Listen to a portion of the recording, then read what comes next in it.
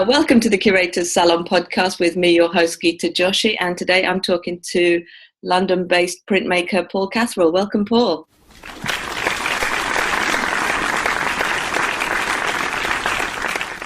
Thank you very much, Geeta. So I thought we could start talking about, why don't we start with your training? Where did you train in printmaking? Well, funny, I didn't really have a specific training in printmaking, but I studied illustration and general graphic design at Leicester Polytechnic, which is now De Montfort University. And so I touched on lino cutting, I think just lino cutting when I was at Leicester. But I studied illustration, which for me was a lot of drawing and a lot of painting.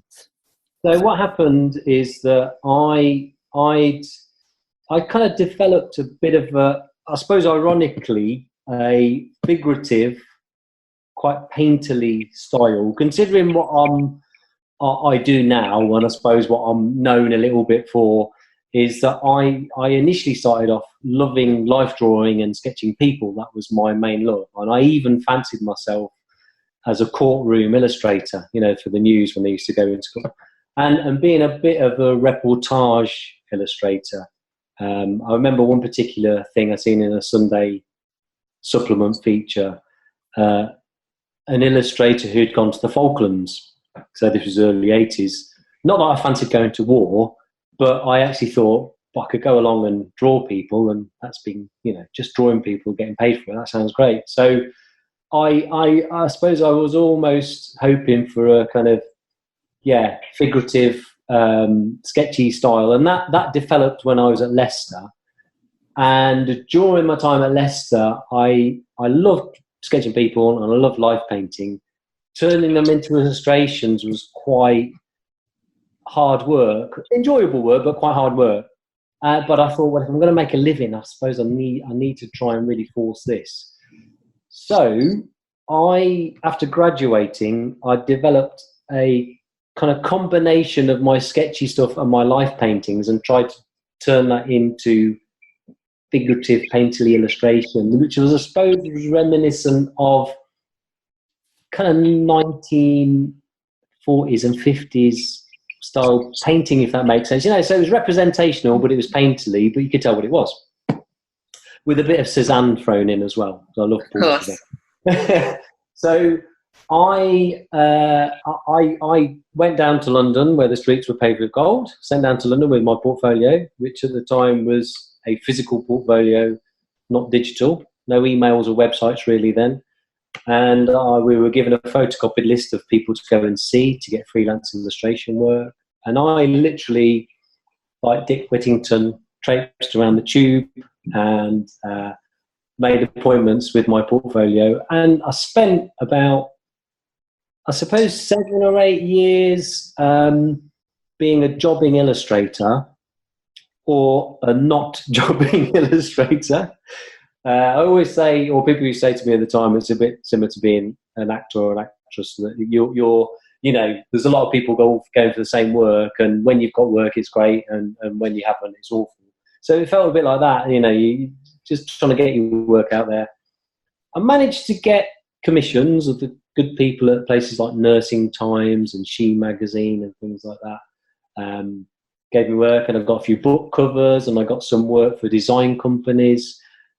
Had an agent quite early as well, which again is much like an actor's agent. It sounds great, but my agent got on fine, and I got by, but that's pretty much what it was. So then I came after about 7 or 8 years, coupled with a little bit of part-time teaching, which is what most people do as well to supplement their income. A couple of things happened. One was that I got a job from a design company to do some illustration work for the Glen Eagles Hotel, the big posh hotel up in Scotland where they play golf and all that kind of thing. And that kind of just happened by chance because I rented some space off them, and they didn't really want to spend loads of money commissioning a really high-fluting illustrator who was suited to that job. They thought, well, you could probably do it, so will you do it, and we'll give you this amount of money. And they basically said, we want it to look like the old railway posters. You know, we reckon you can do it. And I thought, yeah, I can do that. Got a book of railway posters. And while I was doing that, so I was kind of painting images in the design of an old poster, which were all lithographically printed. So they started off as paintings, the old posters, but they look like physical. They look like prints by the time they turned into a poster. And so basically, it was generally working a lot flatter and a lot more graphic, and concentrating on composition and also playing around with colours. And with this railway posters book, the more I looked into it, the more I was using it for reference for this job. I kind of fell in love with them, and I thought, you know, I suppose almost from trying to emulate them, I realised how bloody good they were, and I thought, you know, and I fell in love with them. I obviously knew about them from my time at Leicester and from being into art and design anyway. Everyone knows about them, but I really thought, wow, I realise now how good they are. So that was one thing that happened. So I was kind of painting to look like prints. And were they actually prints for their wall, did you say, or was it some branding for the Gleneagles? So it was for the design company. The design company were branding their brochures and doing postcards and leaflets. So it was very nicely done. And they in the brochure for the hotel, they reproduced at stamp size. So even though I painted them quite large, they had to work really small. But they also printed them as posters and printed them as postcards. So, you know, it had to work across the board. So again, they had to be spot on. You know, and I think they worked, and it was hard work, but I think they worked. And then another thing happened around that time, or just shortly after. I went to San Francisco, and while I was there was all these posters by an American illustrator called Michael Schwab, who created screen prints. He'd been commissioned by the Golden Gate National Parks to do landmarks like Alcatraz and Fort Point and the Golden Gate National Bridge. And my memory is a bit hazy because this is late 90s. So it's a while ago, but I remember visiting Alcatraz and seeing the posters there. And I remember seeing a few others, but also I remember being shown by a graphic designer back in London when they were trying to get me to do a certain style. And they said, have you seen these guys' prints of San Francisco? And I don't know which came first, the trip or, you know, but anyway, I remember seeing these things and actually thinking, they're lovely things, beautiful, simplistic screen prints, about 3 colours. But what I liked about them is they were very American, and they were almost like an American version of it was like a classic travel poster, but American style. So what I'd been trying to do for Gleneagles, he'd done in a retro style, but they'd gone kind of up to date. I suppose their time had come back round, and all the graphic designers loved them. All these graphic designers I was seeing in London, they said, have you seen this guy? And I was like, yeah. And I remember being in San Francisco and actually thinking, you know, you lucky git getting that job. I would love, you know, I would dearly love that job in London or in, you know, back in Britain. And I literally remember thinking, well, no one's going to give me that job, so I'm going to go home and just start doing it. Yeah, this coupled in with, tied in with the kind of build up to the Millennium celebration. And, you know, London being, albeit I think things are a lot more cynical then, but people can get excited or not excited, as the case may be, about the Dome and the Millennium Bridge. So all these things were happening. And so I thought, right, well, you know, I've got a theme, and I kind of want to do what he's done, but do it in my style and do it in a British style. And that tied in with the fact of me thinking, well, I'm painting to look like prints. Why don't I just do a bloody print and not stop painting, doing an imitation of print, do a print? Coupled with the fact also that I'd seen the fact that they were selling posters all over the place. And I thought, well, if I do prints, I can create an image and I can hopefully sell posters, and I've still got the image myself as well, because I used to sell illustrations occasionally, and once you've sold it, it's gone. You know, that's it.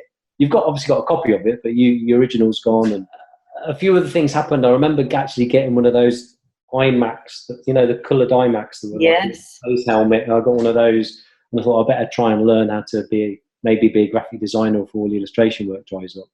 And I nearly smashed it to pieces with the hammer. As I've told you before, I'm a bit of a Luddite, and I tried to learn on it, and I've never used a word processor or anything like that, and I just couldn't do it. And I was so close to smashing it to pieces, and I thought, well, look, you don't do that. Go back. Let's go back in time. You enjoyed doing Linocuts at Leicester. Linocut you can do on a small scale initially. I can do it at home. So I kind of thought, right, even though the posters that I greatly admired were either lithographs, well, generally they were all the old lithos, and I thought, well, I can't go and just start creating lithos. That involves getting a massive press or going to a printer's Linocut. I can do it. I can do an imitation almost of a litho, and I could do it at home and just beaver away and have an exhibition. So that's cut a very long story short, that all those things happened at the same time. And so I kind of set off on my journey of doing, I think the Dome was probably the first one I did while it was being built. So this was late 98.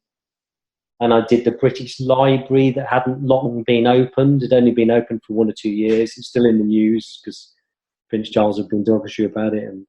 And then I shortly after did the Millennium Bridge when that was built. I did Bankside when it was being turned into the Tate Modern. So I'd kind of had a theme, that's where it all started. So this is late 90s, turn of millennium, and I got a little set of prints done, got a little set of these Linocuts that I'd done. I got myself an old bookbinding press, one of those cast iron things, and I was just beavering away in my room, and I became addicted basically. I just got addicted to Lino. And what I liked about it was I was taking them around to my graphic designer friends who commissioned me previously for illustration work, and I was getting a really good reaction from them. And I remember saying to some of them, if you give me a job, another job, I'm going to just do it as a lino. Even if you want it as painting, I'm going to do it as a lino. This was youthful cockiness, I think. And they're like, oh, okay, and they were, and I took them round, and they were sniffing them, and they were feeling them and sniffing them. And I suppose the thing is that all these graphic designers around that time had all had a similar education to me. So all their design work at college had been with a scalpel and cow gum and things like that. And now they were sat in front of an Apple Mac all day. So it just been that quick transition to these design companies that used to have cow gum and scalpels, and all of a sudden 3 years later it's all just wall-to-wall Mac, and they're sat in front of an iMac all day. And they were kind of longing for that hand-done artisan approach a bit, or at least I could see an appreciation for it, and I could see. And also this was around the time that people were going on about organic food and farmers markets starting and all this kind of thing of small scale artisan things. And I thought, well, these crafts are going to get reappreciated. Maybe rather than having to get a proper job, I can do these. And so I just, zoom in, fast forward. That's it. And I never stopped, So you've always worked with lino cutting since then? You haven't sort of experimented with screen printing or anything like that, which you could also get like the flat planes and things? Unfortunately, I became so addicted that I realised that I love the process. There's two answers to this. One is because I was selling, because it went okay, and on my first exhibition I sold a few, and then I had a little gallery in Clapham called Clapham Art Gallery, not exist anymore, and I kind of basically forced them to have an exhibition, and they sold, and they were selling, and fortunate things happened, like the Architects of the Eye, who had their offices opposite, and they'd seen a print I'd done of the Eye, and they bought them, and they, and I just thought, right, this is working. If it ain't broke, don't fix it. And because these things take a long time, it takes a long time, not just the physical printing, but the paring it down to its essentials and drawing them. There's almost more work just drawing. So I almost didn't have time to experiment with anything else, which sounds bizarre, but because I was trying to make a living out of it, mm-hmm. I never afforded myself kind of that other creative time. Whereas if I'd been doing it as a side project or a hobby, I would have explored other avenues. But I kind of thought, right, these are working, and just stick with it. Yeah, stick with it. Sorry, something that I thought of when you were saying about when you were in America. I was it in America or somewhere that a friend of mine who's an illustrator, he says people just when people want to work with him, they just say, "Oh, we've got this amount of money." And they just like really upfront with like, "This is the budget, and can you work to it?" Rather than "What are your fees?" Yes, yeah. I mean, to tell you the truth, that's always been the case. I always almost like that approach, because I've never quoted by. I don't think very rarely in all the years I've ever really quoted ever by the hour ever. Maybe once or twice by the day, but usually it's a case of this is a budget, take it or leave it. And when you're doing a print, the time it takes a long time. So very rarely do I do commissions that pay well because it takes me so long to do them. But I have done commissions that pay well in the long run because of either the exposure, or you can do a print and you can reach an agreement to edition that print, and then they just use the image and then I can sell prints. So things like book covers, for example, which I haven't done loads of, but I've done nice ones over the years. The pay's atrocious really for how long it takes me, the actual amount of time it takes me, but you can make it work by doing an edition, and then I've got them for years to come and I can sell the prints. So, if the image is right, then it can work. So that's like a form of licensing then, really, isn't it? Yeah, a little bit. It tends to be quite, informal almost. So for book jackets, the publishers are generally, they're interested in the book jacket. And, if I do a print, I'll usually say, either I'll give you a print if it pays all right, or or if it's if they're really scraping it down to bare bones, I'll say, look, I'll do a print, and you can buy a print for a third of the price of what I'd sell them for. And so they get a nice print out of it, and they get the use of the thing, and they're just paying for the usage. And if I just say, look, if I do editions of this, can I just sell them myself at private exhibitions? They're fine with that, because I usually have a book cover as well next to it, and it sells the book a bit. Well, it probably doesn't sell the book a bit, but if it's all up front, then there doesn't seem to be an issue. And what about the galleries then? So you started selling your prints. Did you say you were selling them yourself directly originally, and then? Yeah, I still do that, and that's something that I've done ever since the start. So originally there was a little gallery called Clapham Art Gallery on Venn Street, but I was still doing my own little exhibitions. I've hired out the Oxo Gallery on the South Bank 4 times now, and that's like a massive undertaking because you hire the whole space and you do everything. And do you do the Oxo when you have the Oxo space? Do you do that yourself, or do you ever do group shows or like joint shows with people? I do it myself. I'm quite a one-man band in many senses. Partly because also as soon as I saw the Oxo Gallery and I started doing the prints, I knew I wanted to have a show there, even though it's pretty big. And another thing kind of spurred me on is that even though you rent it, you have to propose your idea. And I proposed really early on, and they came back and said to me, look, you're not going to fill the space. Your prints are too small, which is fair enough. It was actually correct, So it made me even more determined to get one. So the first show I did was in 2005. I think the first time I proposed was 2002. But I did the first one in 2005. And I suppose I'm my own little cottage industry, and I quite like that. And so if I do something, I do all of it myself, everything. Do you like doing that though? Is that because you just want to have control across all the different places? A little bit. I mean, I do, obviously there's galleries that sell my stuff, and I've done shows with galleries, and that's great. And I understand that, when the money's divided, they've earned their money, But there is definitely a bit of me that is probably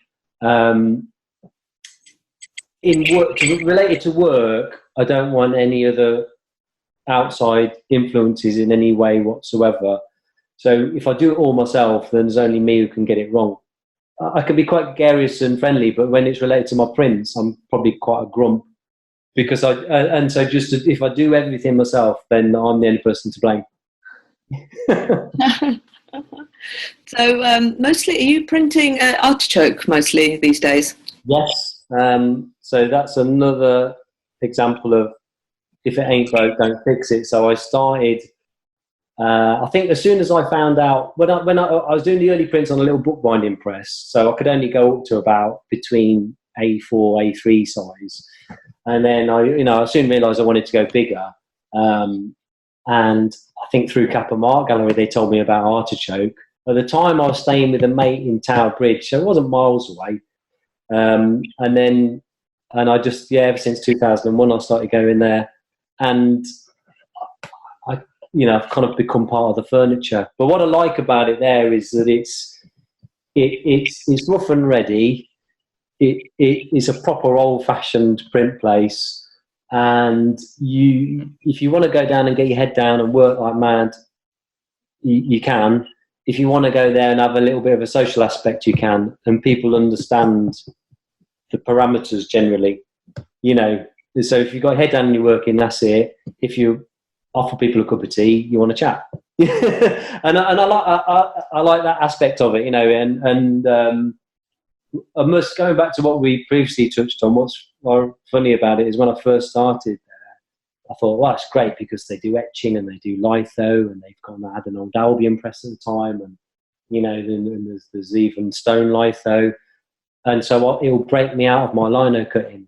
I'll in quiet periods I'll learn how to do all these other processes, but that hasn't happened yet. And that was in 2001. I thought that, and it hasn't happened. And it's 2018. I did once touch on litho, on offset litho, and I had a little course there for 2 days, and that was with Megan Fishball. Now, sadly now gone back over the seas. Greatly missed, and she, taught me how to do the offset litho, and I suppose that's another thing that came into it, because I love what I do, but I try and make a living out of it. I have to make harsh decisions, and I realise that I love this, but for me to get good enough to do lithos to sell, I'm going to have to devote about 6 months just learning to get to a standard, good enough. And so that almost cut it out for me, because I was thinking, well, to carry on doing this, I need to be making linos and selling them. So it's almost, I've been on I was going to say treadmill, that makes it sound like horrible, but I've been on a nice treadmill because I've been frantically, because I like lino and I like the process, but I've been frantically trying to do enough that I can keep on selling them and do ones that will sell, almost to fund ones that might not sell as well. So, and I'm only just really getting to the time where I can possibly have a little bit of breathing space and do things that I think, well, they might not be popular, but I'm going to do it. So are you doing only buildings? Because I know your work very much as London referenced, and very much buildings, things like the Battersea Power Station and the Oxo Tower and those sort of things. Yeah. Do you do any other? I've occasionally done figures in some kind of illustration work, in publishing work. Quite rare. And I suppose what happens is, if I get a commission now, people are asking me to do architectural stuff because that's what they've seen, which is nice. So I get asked to do what I have branched out into other cities. But another thing is, I've done a few in Paris and New York, Brighton, those kind of things. Another thing about referencing what I said earlier is that once certain buildings will have an audience. So Battersea Power Station and the South Bank Centre and the Barbican, they do have an audience. So and to carry on being able to afford to do it, I have to carry on doing them, even though it's a labour of love, because I love those places. So, but I wouldn't say I've been stuck, because to tell you the truth, I could carry on I could do the National Theatre for the rest of my life. I could carry on doing that every day. because I love it that much. And each time you do a print, the thing about lino is each time you've done a print, you almost want to just do it again with just a bit of a change, or do it again in a different colorway. And you know, and I could forever do that. Certainly on something like the National Theatre, you know, there's so many aspects to it as well, aren't there? You know, as you just move around the building, so many different planes and things. It's amazing. But that's what you've become known for, really, that sort of poster style with the flat colours, and a lot of brutalist buildings around London, but, you know, the other things like Battersea Power Station anyway. So it makes sense that you'd be, you know, drawing in clients looking for architectural prints, I guess. Yeah, and it's what's you know, my true love, which fortunately, because of commissions from the South Bank Centre, I've been able to explore, is like brutalist and modernist stuff, and the classic kind of, I suppose, Battersea Power Station is deco. I don't know if it'd be referred to as Art Deco. I think it would be. You know, and some of the monument, the kind of really powerful Art Deco monuments. So now I'm fortunate enough to get commissioned to do stuff that I would do myself gladly. You know, doesn't happen that often, by the way, you know, the commissions, but yeah, you know, that's my love. I mean, and if someone were to like sponsor me, for example, to say, you know, have a year off doing that, don't worry about mortgage and the kids and stuff, just you don't have to send your prints for a year, go and do this for a year, I would possibly go and do something like, you know, the lost brutalist monuments around Britain. You know, there's I mean, I was brought up in Coventry, Mm-hmm. which I think subconsciously embedded a love of concrete, even though that wasn't apparent when I was there. But I think it is, as I've analysed what I've liked doing and things that I was drawn to in London, I was always drawn to the South Bank Centre and to the Barbican. And it did, you know, when I first moved down to London, they were pretty quiet places. You know, they weren't dressed up like they are now, and they weren't appreciated as they are now. And there's, you know, they're still underappreciated, but they're almost 50-50 now, whereas then it used to be kind of 80-20. You know, they had a few lovers, and it used to be pretty quiet down on the South Bank. And I think that reminded me of Coventry City Centre, because it was a bit neglected, a lot of concrete on a rainy day. You know, it felt like home. So that's something I've only come to realise as I've really thought about doing the work. So my next project, which I'm desperate to do, is to do a set of Coventry and go back to where it started. Spurred on a little bit by the fact that they got awarded the 2021 European City of Culture. Oh my gosh! So what Hull had and what Liverpool had, that's going to be Coventry in 2021, I think. But I've been gathering on about doing it for years, but I've never been able to afford the luxury of time, because I remember thinking about 10 years ago, I'm going to do a set of Coventry, and I thought, if I really go and do a set, that's like about, if I want to do a set of 4 prints, that's like 6-8 months, and who's going to buy them, you know? And I don't mean that, but, you know, as in, I've had to really consciously think about that, because I thought, yeah, they might, but it's a big risk, and I couldn't afford the time. Mm-hmm. So did you work when you're? I mean, obviously, I understand that the printing process and the carving can take time, but you're working from photographs, or are you there sort of drawing and then sort of turning them onto the lino? They're generally, I take a lot of photos. If I had the luxury of time, I will go down to on site and sketch. That's something that happens a lot less now, because I'm always like, I've got to, but also because I rely on strong light, and so I'll check the forecasts, and I'll usually go early in the morning, or I'll go towards dusk. And so when the light's really strong but quite low and dramatic, and so usually I'll wait for a good strong day, good forecast, and go. And now with your iPhones and everything, like, you can take photos, you know, just like crazy. And so I'll wait for that. I'll take tons of photos, and then what I'll generally do is I'll print some out, and then I'll almost have to try and draw as if I'm not drawing from photos, which is a really hard You know, I remember it's funny because you know when you were at school, you know, and you're in kind of 12 or 13, you thought a photorealist thing was like, you know, the bee's knees. Anyone who could copy a photo, and then you get sniffy about working photographs at college. So I don't think I ever looked at a photograph for reference at college. It was all like, oh God, everything's got to be, you know, from life or your imagination. And then I've suddenly realised, actually, well, I've slowly realised that working photos is actually really quite tough, even though they're great for reference, but you need to make it look like you haven't used a photo. And so I kind of almost flatten what you get from a photo is like a convex or concave, don't know what the word is, but you get a distortion, and I try to undistort them. So I spend ages flattening all the planes on a photo, because you know a lot of people say, do you just trace from a photo? And it's like, God, no, because if I did that, they would look awful, you know. They just look like a trace. You would tell immediately. So yeah, I haven't drawn from photographs, but I think, that I can see what you mean now, sort of thinking about it. It takes so much time to sort of prepare that image, and then you still got to, do the rest of the work, like transferring it and everything. Yeah. I mean, composition, to me, the composition and design is everything. And so all the hard work is at those initial stages. That's the real work. The printing and the carving's pleasure.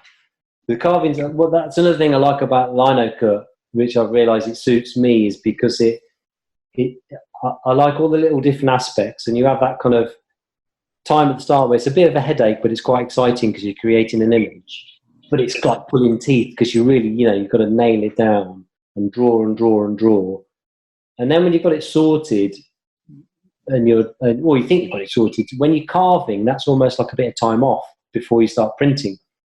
And so that's like going to work without really working. You can listen to music or have Radio 4 and happily carve for an entire day. So you've done a lot of work, but you've not stressed yourself. And I like that bit of it. And then when you go back to printing, it's a little bit of both. So it's like the manual, physical aspect of printing and mixing colours and being precise and being a technician, coupled with you have to get creative again, because things always happen when you're printing. That you have to make decisions and things don't look like they did on the sketch, or you realise it's not good. So I like all those different aspects of it. And I think that's why it suits me. I finally realised it suits me a lot more than what I thought had suited me when I was at college, which was going out and sketching people or doing a painting.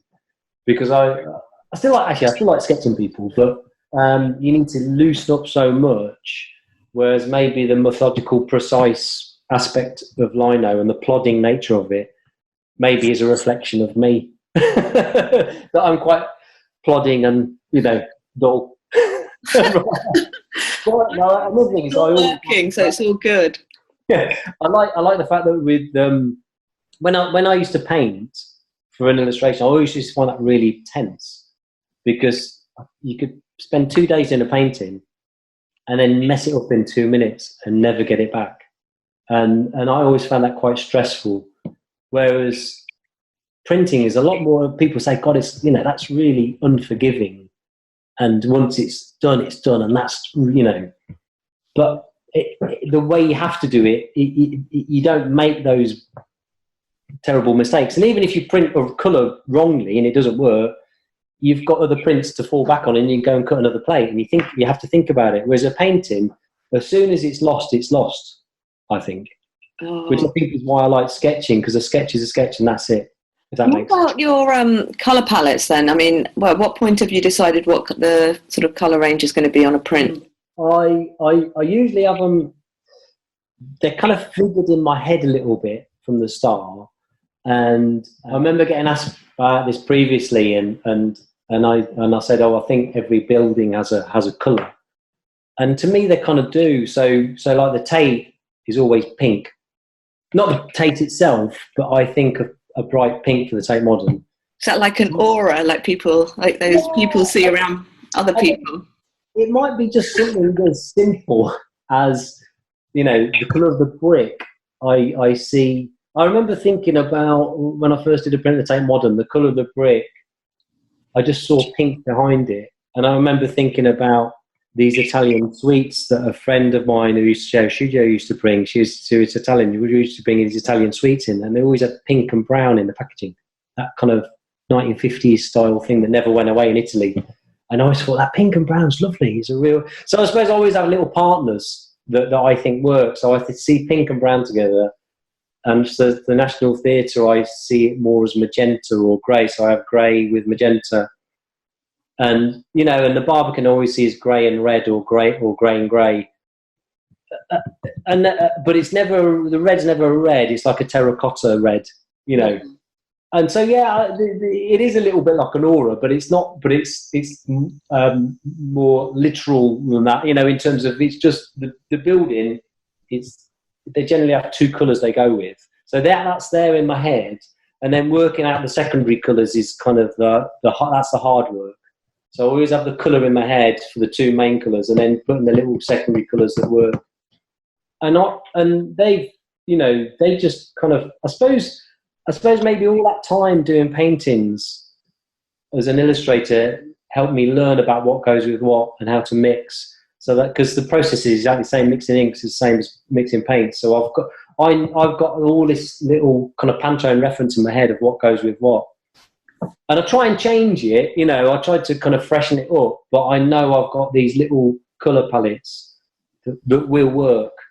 Because when you were saying earlier about seeing the work in San Francisco, and you said that felt sort of very much a contemporary version of, you know, your own references to the railway posters from the 30s and 40s. That's what I was thinking was, you know, was it the colour palette actually that had just been updated so much? It was on those. It was everything about them. It was their simplicity, their design. I suppose it's one of those things that I knew how hard it was to do what he'd done, but to lots of other people, and you know, this isn't meant in a derogatory way. Why should people? You know, they just. I remember people almost being, apart from graphic designers, people almost being surprised by why I like these so much. And it was because they were so simple, but so simplicity looks easy. And if you've ever tried to do something simple, it is not easy. It's the hardest thing to do. And so I suppose it was my appreciation of, you know, God, he's made that work and it's so simple. And that's tough. But the simplicity is actually in the reductivist sort of nature of it, actually, isn't it? Like how much is actually left out, I think, sometimes in those things rather than the detail. Yeah, less is more.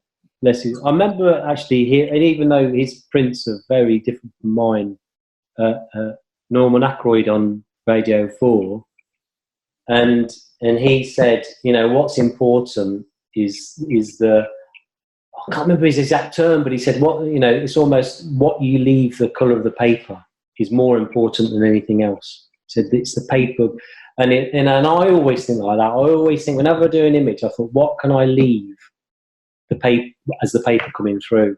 And if I've got the right balance of just paper, white, you know, or just off white, then making that work is the important thing. You know, as I've kind of done more and more prints, they've gone towards a little version of semi-abstraction, never abstract, but they've you know, messed around with shapes and planes and things like that, rather than doing true representational stuff.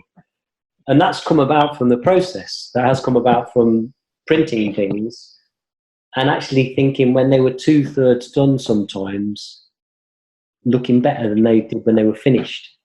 Oh. So years ago, I'd do these prints and they'd be finished and they'd almost be a disappointment. Even though they were finished, I remember thinking I liked them when they were just 3 or 4 colours just before I did the last colour.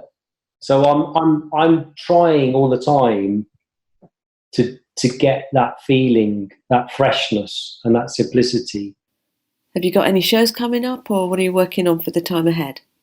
It was a busy year this year because late 2017 I had a show with Eames Fine Art, and that was a brutalism and modernism show, and that was November 2017. And then this May I did the Oxo show myself, and that was 20 years of Linocuts. How did that go? So I first started in '98, and this was it was great. Yeah, it was always gone. You know, it's always gone. It's bloody hard work, but it went well. I didn't say I wouldn't say great, but it went really well. It was really busy. Sold. It's always a massive undertaking that and costs so much money and all that, but it went well. So I definitely can't complain. Do you do any artist fairs? I've done I did the Eastbourne Print and Illustration Fair actually this year, and I think that was a little bit of a reaction of having shows and kind of working like a maniac for quite a few years. And then after the Oxo show, I thought, I'm going to say yes to a couple of things that I would have said no to before and just try them. And I did that, and that was a nice experience.